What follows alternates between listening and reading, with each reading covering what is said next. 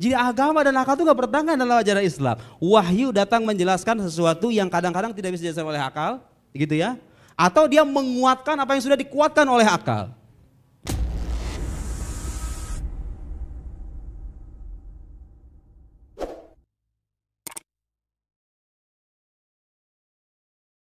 Pertama, saya akan buka 3 penanya. Mungkin karena ini ada male dan female, saya akan bagi secara merata. Silahkan angkat tangan. Kenapa semuanya male? Coba mahasiswa KPI boleh bertanya.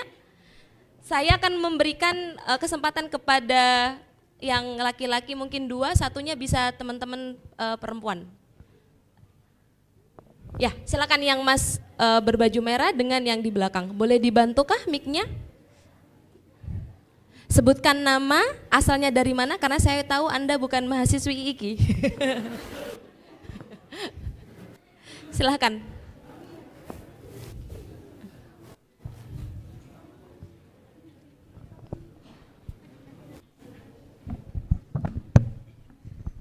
Assalamualaikum warahmatullahi wabarakatuh. Waalaikumsalam warahmatullahi wabarakatuh.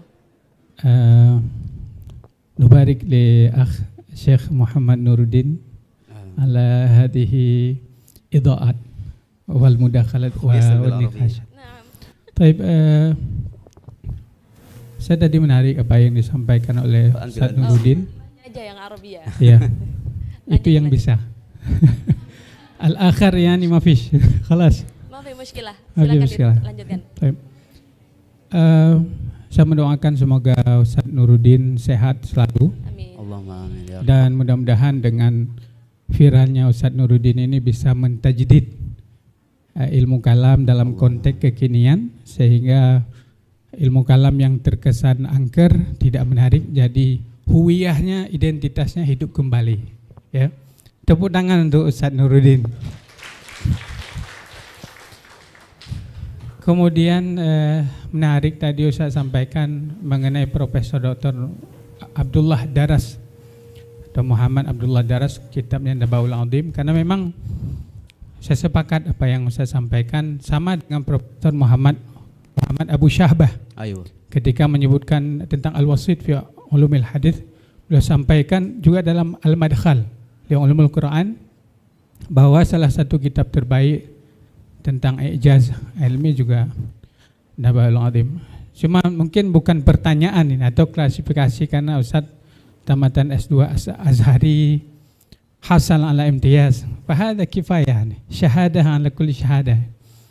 Lakin tabaan seperti Imam Al-Ghazali, karena umumnya orang-orang ahli kalam menyatakan bid'ati fil hadis muzjah. Tadi Ustaz juga sampaikan kalau ilmu ulumul Quran, ulumul hadisnya makbul, tapi makbul indallah wa indan nas. Ustaz, tadi beberapa kali Ustaz menyampaikan bahwa hadis ahad, beberapa periwayatan dalam Al-Quran ahad sebaiknya, ini sebaiknya, bukan nasihat, karena nasihat di depan umum tidak bagus, tapi ini karena saya sebenarnya tidak mau berbicara, tapi lihat Ustaz berbicara jadi semangat muda saya kembali, padahal saya masih muda juga. Jadi hadis ahad itu boleh lihat dalam kitab Taisir Mustalah Mahmud Tahan, ataupun kitab-kitab yang lain lah, termasuk Syekh Abdul Fattah Abu Qudah misalnya.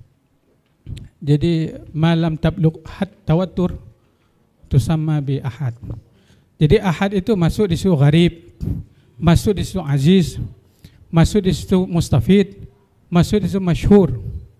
Dan ahad ini bisa jadi pegangan mu'tamad, karena tahwilul qiblah, perpindahan qiblah itu satu sahabat yang menceritakan.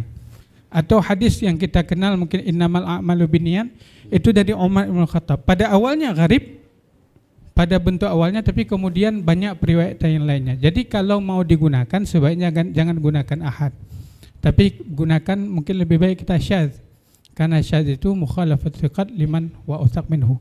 Yang terakhir, saya bukan tidak sepakat dengan Prof. Mun Ensiri ataupun dengan Ustadz Nuruddin, Syekh Nuruddin. Ada satu lagi Syekh Nuruddin Marbu Banjar. tapi bukan itu ya. Bahwa Imam Al-Ghazali misalnya dalam Mukhtasar Ihya boleh buka 40 bab dalam Mukhtasar Ihya.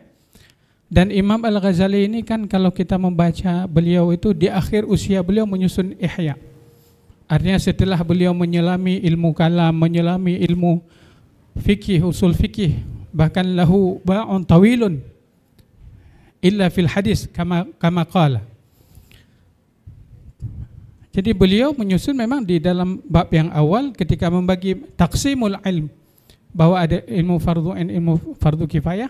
Min haitsu benar apa yang disampaikan oleh Prof.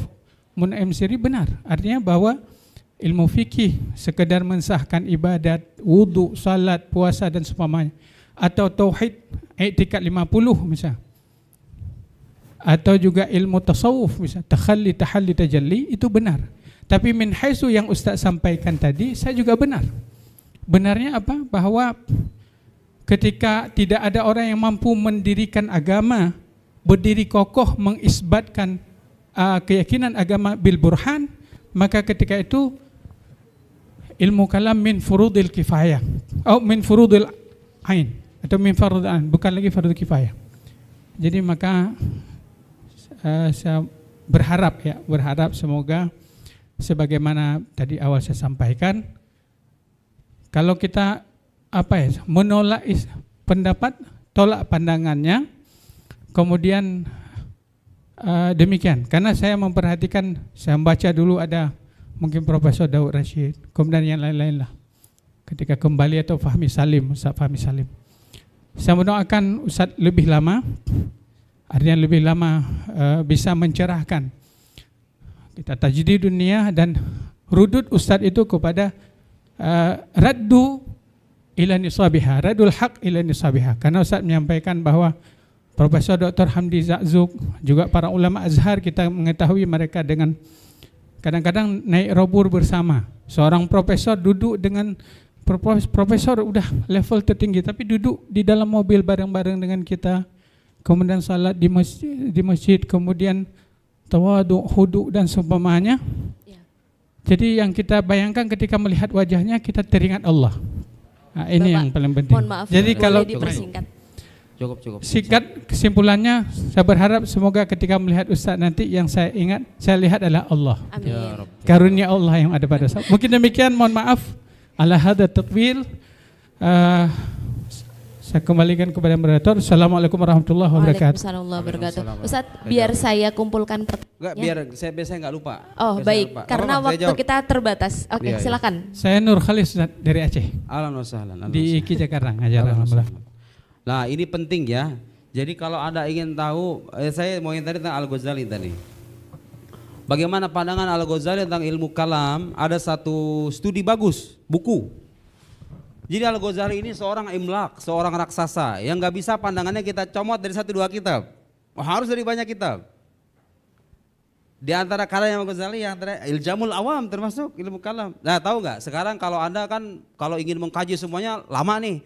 Saya kutipkan orang yang mengkaji Al-Ghazali dari kitab-kitabnya yang terpercaya, dan beliau seorang mutakallim, beliau seorang teolog besar di Yordan. Tahu nggak kesimpulannya Al-Ghazali itu pandangan ilmu kalam kayak gimana?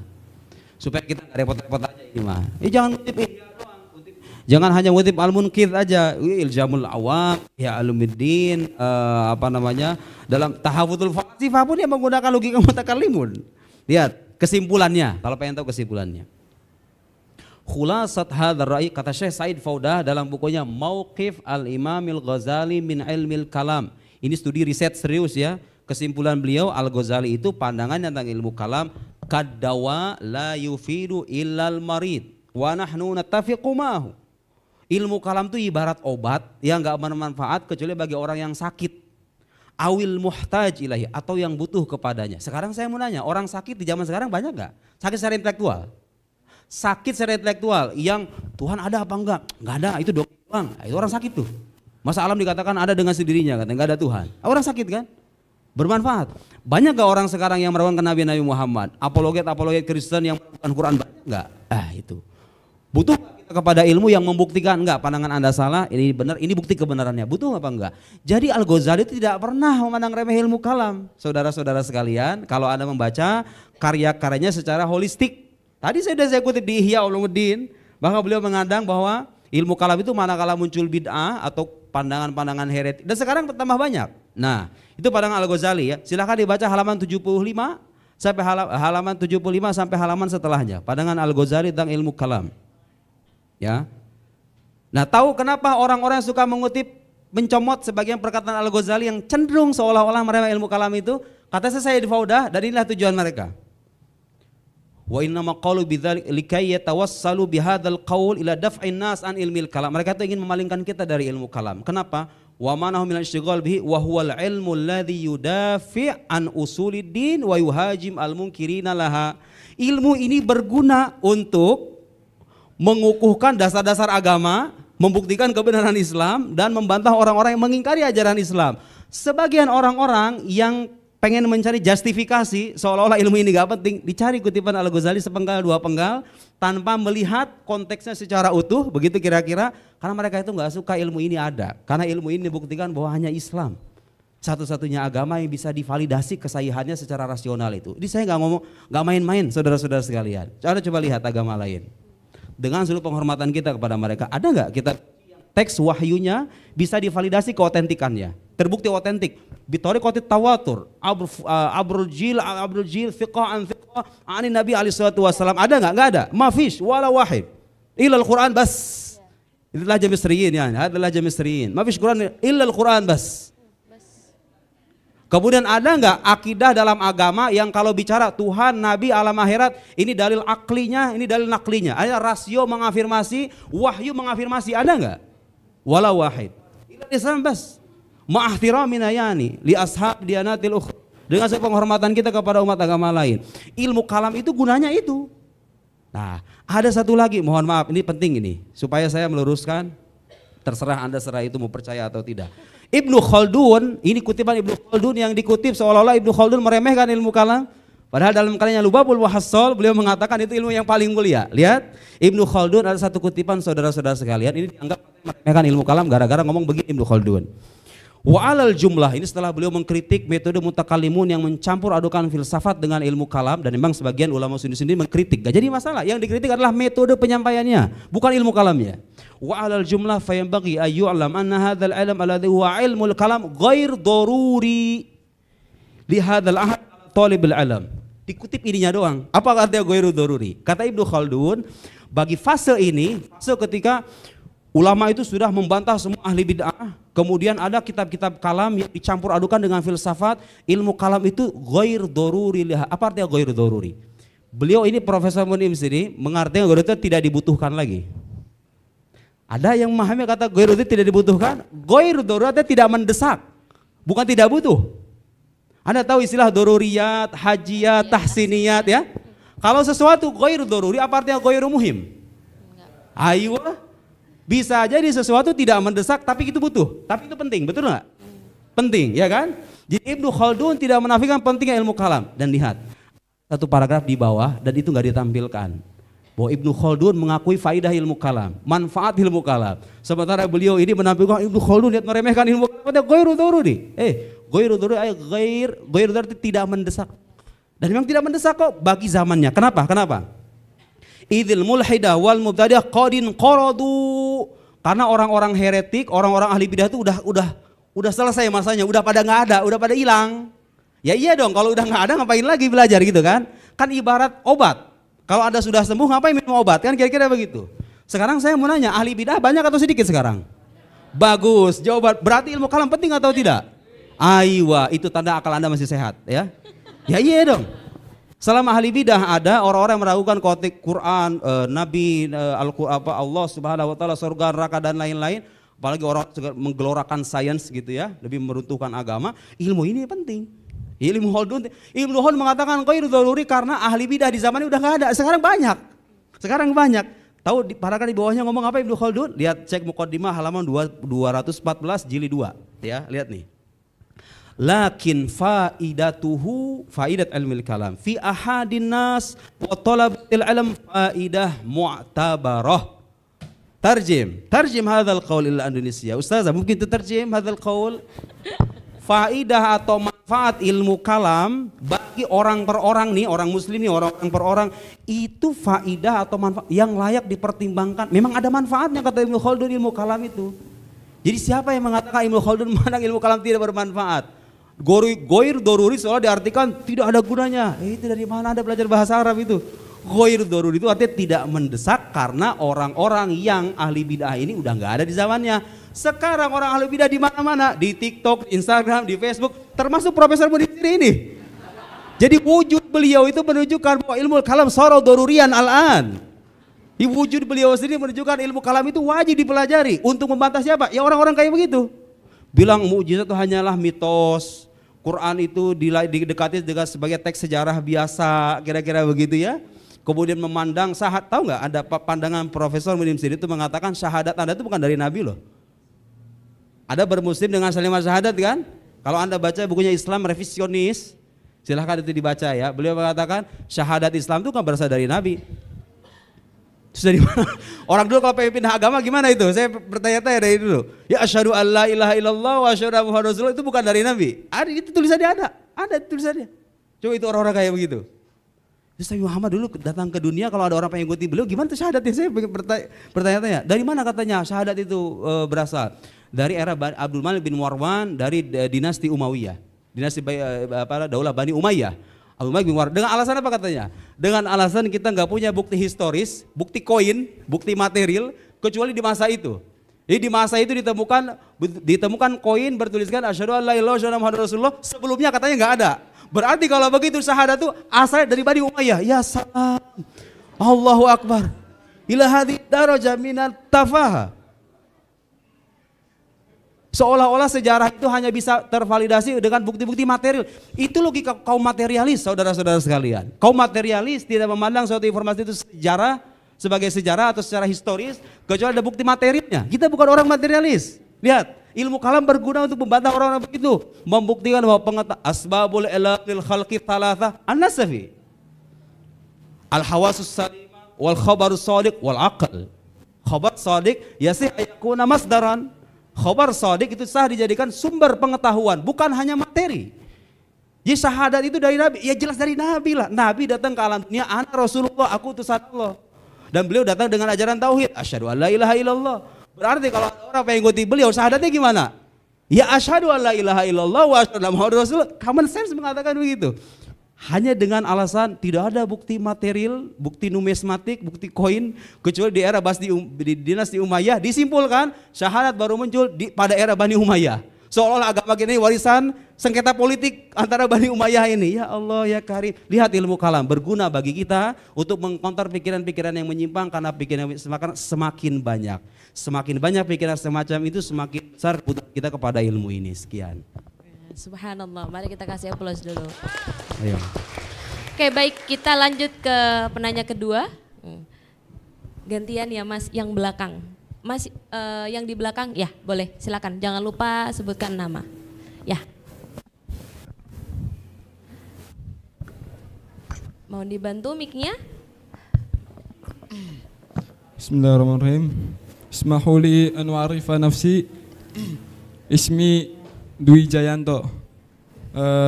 Jitu min kuliati usuluddin wa bi qismi aqidah wal falsafah islamiyah fi Win Syarif. Masyaallah, alhamdulillah. Yani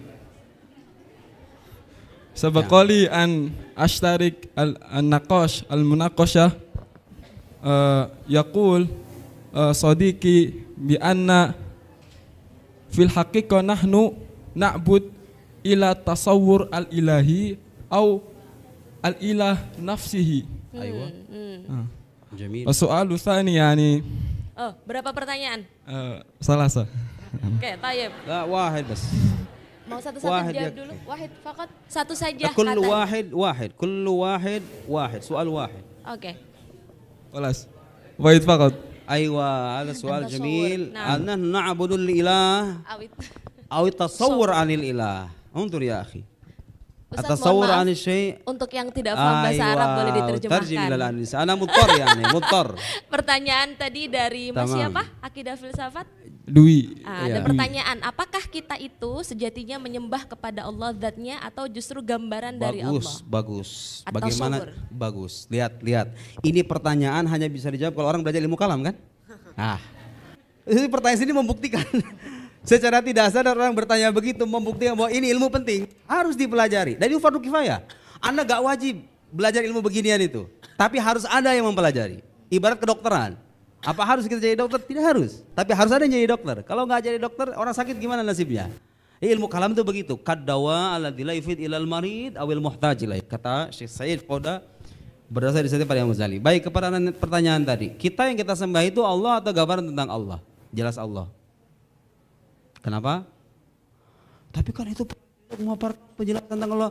Pemaparan yang disampaikan dalam ajaran Islam itu adalah penjelasan tentang Allah. Coba sekarang saya nanya, Anda ketika sholat nyembah buku kalam begitu, ini qolal asy'ariyah, qolal mu'tazilah, Allah kata, Anda nyembah itu? Yang kita sembah itu Allah, Allahu Akbar, terbaik Allah wajibul wujud, zat yang tidak bergantung kepada yang lain. Allah lahul qudra, muttasif bil qudra, punya kehendak, punya kuasa dan lain. Yang kita jelaskan ini asalnya dari mana?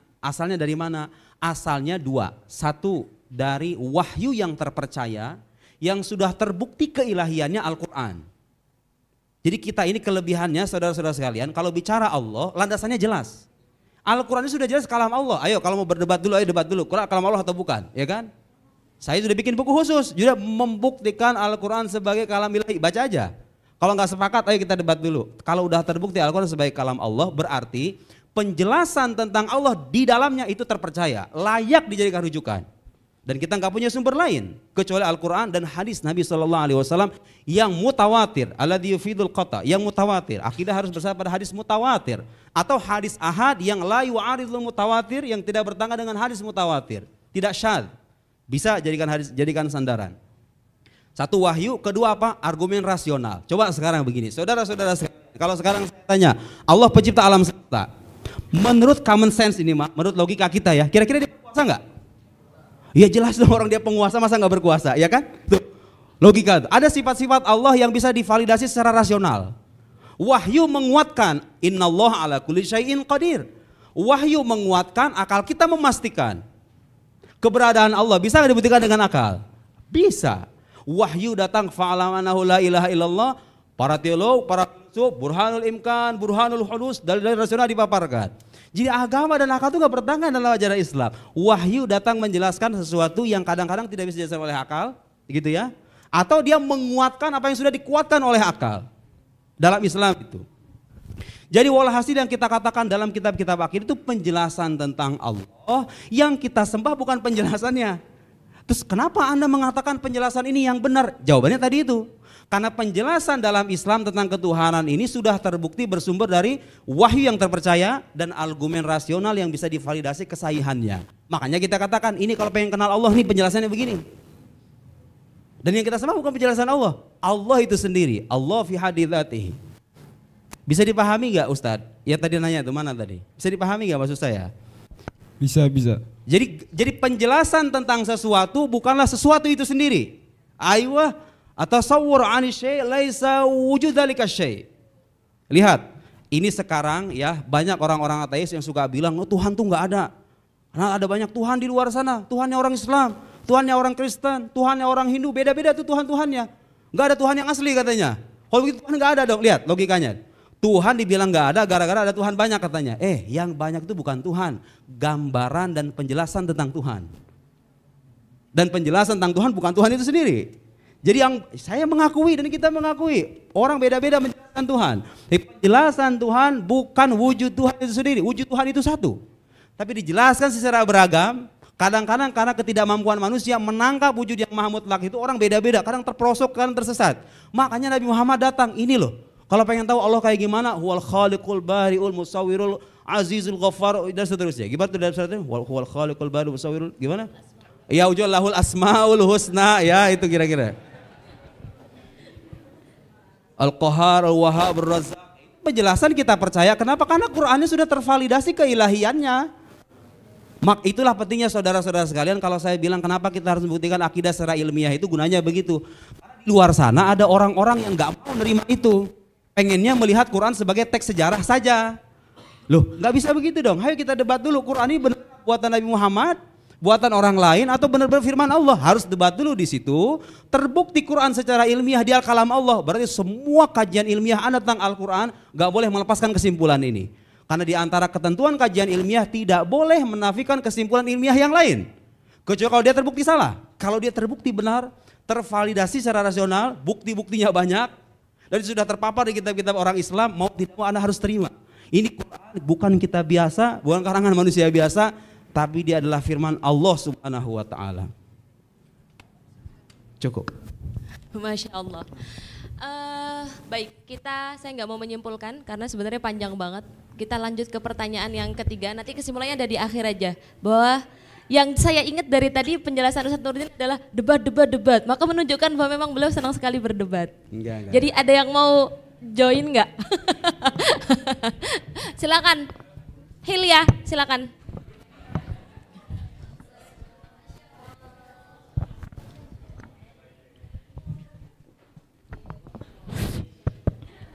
Oke, bismillahirrahmanirrahim. Perkenalkan, saya Hilyatul Islamat Doan dari mahasiswa KPI semester 5. Kayaknya kalau kita bicara tentang kalam, kayaknya sudah habis dibahas oleh teman-teman yang di sebelah pertanyaannya. Mari saya singgung soal teman-teman dari komunikasi penyiaran Islam itu sendiri. Pada akhirnya bahwa mahasiswi KPI itu pada akhirnya akan terjun di dunia jurnalistik, bisa menjadi penyiar, bisa menjadi wartawan, bisa menjadi seorang presenter, dan di mana bidang atau profesi ini membutuhkan suatu skill yaitu public speaking yang baik. Saya mau bertanya, bagaimana ketika profesi ini datang membawa suatu argumen kepada seorang komunikan atau audiens, argumen ini datang tapi tidak didukung oleh sebuah data. Tapi karena dia mempunyai penyampaian yang baik, akhirnya si argumen ini mampu mempengaruhi si audiens tersebut. Apakah ini merupakan sebuah logical fallacy atau bukan? Ayo. Kalau memang dia merupakan sebuah logical fallacy, kenapa logical fallacy ini menjadi sesuatu yang apple to apa ya? Yang mempengaruhi sebuah audiens sangat efektif dan efisien, walaupun terkadang argumen tersebut tidak logis. Mungkin itu. Terima kasih. Kekuatan bahasa bagi seorang public speaker, meskipun argumennya nggak kuat. Ya, kita harus bedakan pertama kemampuan berbicara sebagai sebuah seni dengan apakah konten pembicaraan itu benar atau tidak. Itu dua dimensi berbeda. Ya harus bedakan itu ya Ustazah, antara kemampuan bicara sebagai sebuah seni. Anda bisa terkagum-kagum, wih ini orang ngomongnya keren sekali ya. Tapi ketika ingin menguji apakah omongannya benar atau tidak, ya mau tidak mau. Kullu da'wah, setiap klaim labudda ayyakun laha sanad au dalil. Setiap klaim harus bersandar pada argumen, kan ketentuannya begitu. Jadi begini, klaim itu namanya pengakuan ya. Saya mengaku A, kayak ginilah, ini orang anak muda kan. Kalau seandainya ini di antara ini nih ya. Ini ustazah ya, saya manggilnya ustazah aja. Ustazah kalau dilamar sama laki-laki, datang ke rumah, assalamualaikum bapak, saya pengen melamar anak bapak. Saya jatuh cinta sama anak bapak, sudah sejak lama saya kenal sama anak bapak. Ngomong begitu tuh, laki ngomong kayak gitu tuh. Gak pernah lihat buktinya, ngasih duit kagak pernah, ngasih baju kagak pernah, perhatian gak pernah, gak ada angin, gak ada hujan, datang aku suka sama kamu. Ada gak laki-laki kayak begitu? Ah kan jawabannya. Kalau mengakui tanpa bukti kira-kira layak kita pertimbangkan gitu? Ya bagus, tahu jawabannya kan? Nah dalam dunia ilmiah juga begitu, setiap klaim itu harus Anda sertai dengan argumen. Argumen itu semacam bukti bahwa klaim saya ini benar. Nah untuk ngukur ini argumen benar atau tidak gimana caranya? Ya itulah gunanya belajar logika. Logika itu memaparkan, nih cara menyusun argumen nih, ini premis mayor, premis minor. Itu kelihatannya gampang ya, kelihatannya gampang. Bikin premis minor mayor kelihatannya gampang. Tapi itu ditulis ratusan halaman, tulisan kaidah begitu tuh, gak gampang. Kenapa buktinya itu kalau itu? Apa buktinya kalau itu nggak gampang? Banyak Pak, mohon maaf ya, saya harus katakan fakta sebagaimana adanya. Saya menjumpai banyak, karena saya waktu pulang ke Indonesia banyak tuh baca buku-buku begituan.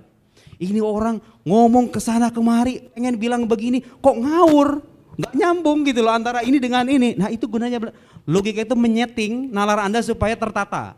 Kalau saya pengen maju ke sana, ya ini bekal saya begini, kira-kira gitu. Jadi argumen itu ibarat bekal yang harus kita persiapkan sebelum kita mengabsahkan klaim kita. Ya, kalau seni bicara itu hal yang lain. Anda mengatakan ini orang cara bicaranya bagus, bagus kan bukan berarti benar kan?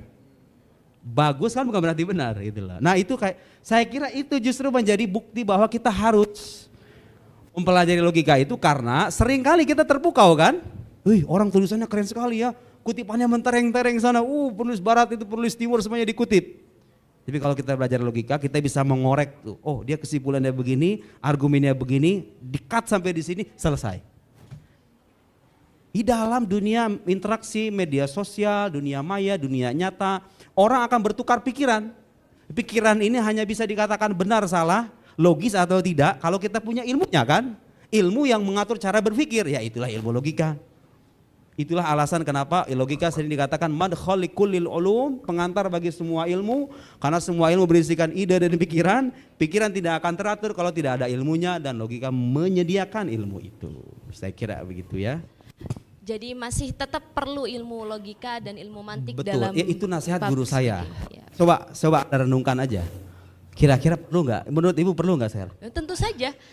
Seni hanyalah seni, tapi kalau argumennya tidak kokoh maka itu. Coba sekarang gini Bu, ada menarik. Kalau orang mengatakan logika tidak penting, pada akhirnya dia harus berlogika loh, ya kan? Anda mengatakan logika tidak penting, argumen Anda apa? Harus mau tidak mau dia akan dipaksa mempelajari ilmu logika.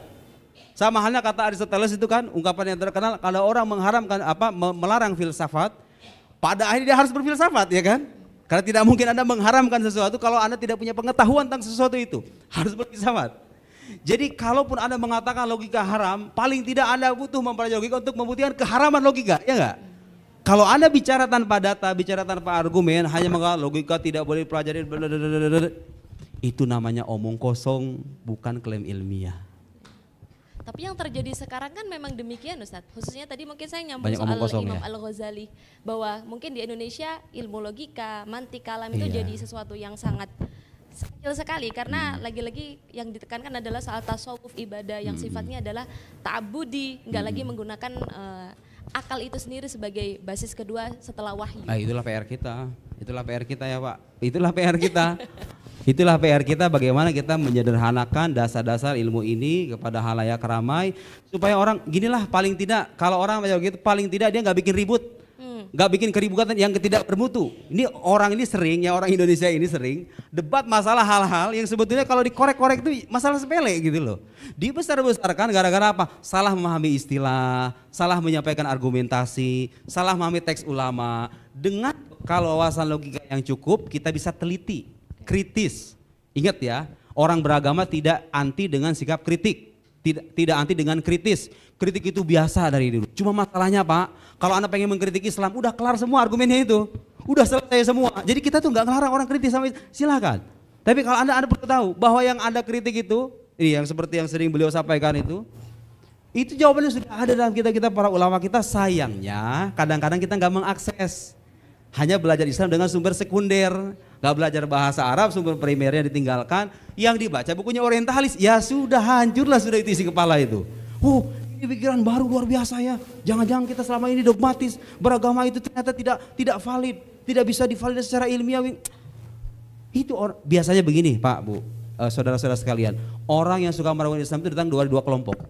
Yang suka meragu-ragukan hal-hal yang udah final dalam Islam itu datang dari dua kelompok. Satu, orang yang belajar tapi cara belajarnya salah. Belajar Islam, cara belajarnya salah. Belajarnya sama orientalis, sama sohafiyin. Orang-orang yang belajar ilmunya itu dari teks, dari kertas-kertas, gak dari ulama.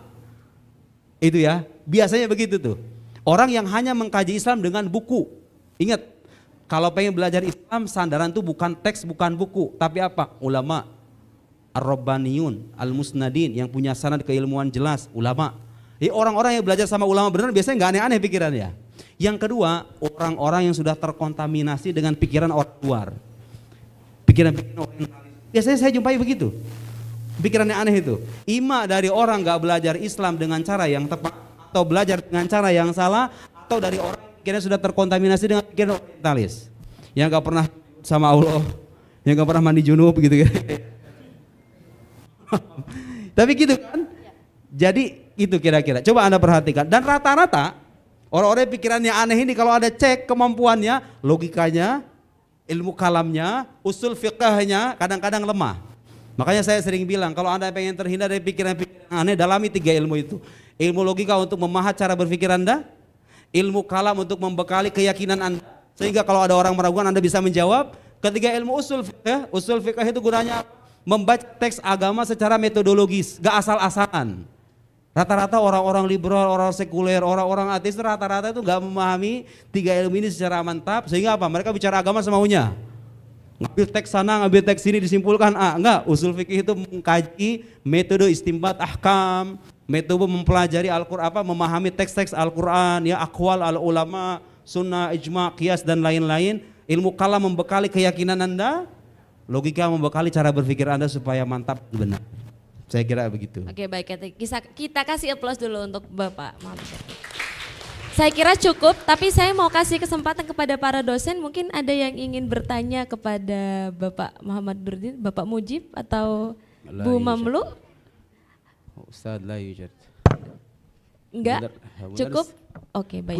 Kullu syai' wadih 'inda al-muallim, khalas kullu syai' wadih. Mudarris la yahtaj ila su'al. Naam. Karena asail a'lam minal mas'uli anhu. Bal mas'ul anha bi'alam minas sa'il. Oh iya, kebalik. Oke, baik. Kalau gitu teman-teman sekalian, Bapak Muhammad Nurdin, kita sudah selesai untuk sesi kuliah umum kita pada sore hari ini. Mungkin kesimpulannya adalah saya sepakat sekali tadi berkaitan dengan ta'rif atau konsep dasar untuk kemudian menurunkan kepada premis. Lughatan wastilahan itu sangat penting sekali untuk kemudian menuju kepada premis-premis yang lain dan kepada karena dari situlah kemudian berkembang banyak argumentasi dan itu sangat dibutuhkan oleh ilmu logika. Bahkan dalam ilmu fikih, ilmu tafsir semua. Itu pasti turunannya para ulama menggunakan atau lughatan wastilahan itu tentu dengan logika itu tersebut dengan dalil-dalil yang memang ada dalam Al-Quran dan hadis gitu. Baik, untuk itu saya sebagai moderator mungkin boleh closing statement kali ya Ustadz ya terkait dengan boleh menjurus khususnya untuk juru dakwah karena kan tema kita hari ini adalah juru dakwah dan logical fallacy karena kalau kita lihat banyak juga ternyata dai-dai gitu ya yang ternyata tidak menggunakan ilmu logika dengan baik. Khususnya kalau kita lihat era sekarang kan suka yang simple instan, TikTok, Reels. Padahal kalau tahu Ustadz Nurdin aja S2, S1 berapa tahun gitu. Sehingga untuk mendalami ilmu tuh nggak instan gitu. Silakan closing statement sebelum nanti kita akhiri. Baik, kepada semua pelajar muslim, mau yang dalam ruangan ini maupun di luar sana, tugas kita ada 2. 1, mempelajari Islam dengan metode pembelajaran yang tepat. Melalui lisan para ulama yang terpercaya dengan metode keilmuan yang sudah dirumuskan oleh mereka. Kedua, setelah mempelajari Islam, menyampaikan Islam sesuai dengan apa yang dipahami oleh para ulama karena mereka lebih tahu dan lebih paham tentang agama kita. Tapi ingat, ketika Anda menyampaikan Islam kepada orang lain di luar sana, ada yang tidak percaya dengan kitab suci kita, tidak percaya dengan sabda Nabi kita, tidak percaya dengan keberadaan Nabi kita, bahkan tidak percaya dengan keberadaan Allah Subhanahu wa taala. Satu-satunya jalan untuk memuaskan nalar mereka yang tidak percaya dengan teks-teks suci semacam itu adalah logika dan akal yang sehat. Karena itu persehatlah akal Anda agar Anda menjadi dai-dai yang berguna bagi agama, nusa dan bangsa. Sekian. Baik, kurang lebihnya mohon maaf. Saya selaku moderator mengucapkan terima kasih. Wallahul muwafiq ila ma yuhibbu wa yarda. Assalamualaikum warahmatullahi wabarakatuh. Saya kembalikan kepada MC.